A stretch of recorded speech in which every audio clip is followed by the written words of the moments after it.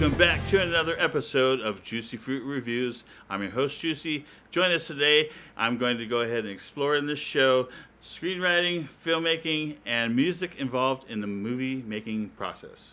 In this episode, we're going to review the movie Alien. We're going to talk about some of the information about it, and we're going to take a look at some of the highlights as well.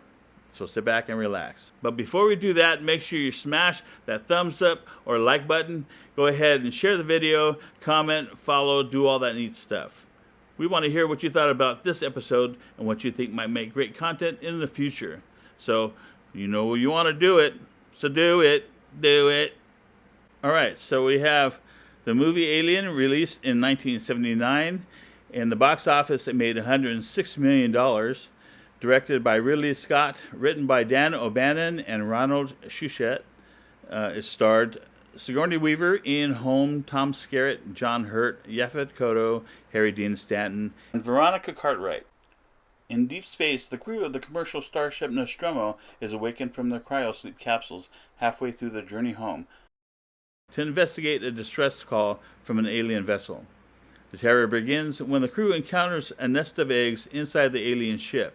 An organism from inside an egg leaps out and attaches itself to one of the crew, causing him to fall into a coma.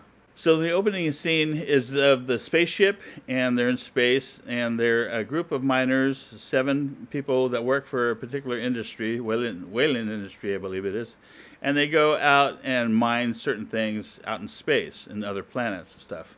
So they're flying along in the ship, they're in the cryotubes, and they're sleeping on the way home to Earth, and they get interrupted and waken up to go check out this distress call. You know, what is it doing? Who's there? Was it somebody that actually initiated it or what? So investigate it. Even though they're just miners, it's in their contract that if there was anything about life or whatever, that they had to check it out, right? So this distress call becomes like that. John Hurt, Tom Skerritt, and Veronica Cartwright go out into the planet that they just landed on and go to check out a ship, right? So they go inside the ship, and that's when he gets the facehugger. John Hurt gets the facehugger planted on him. So spoiler alert, guys.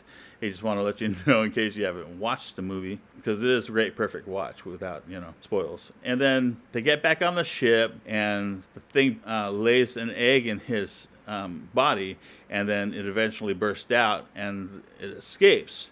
And so it eventually goes into this huge monster, goes around trying to kill every one of the crew. So they devise a plan to try to kill it, and every time that whatever they put together, it fails. Somebody dies. So pretty soon there's only Sigourney left, and she's with Jonesy the cat, and she's trying to get out of the shuttle, and so she's already initiated the self-destruct for the ship because she's going to blow it away. So she escapes on the shuttle, and come to find out, of course, the creature's actually in the shuttle with her. But she's able to put on a spacesuit and open the door, and he gets whooshed out, right? Finally dies, right? Or is released out in space.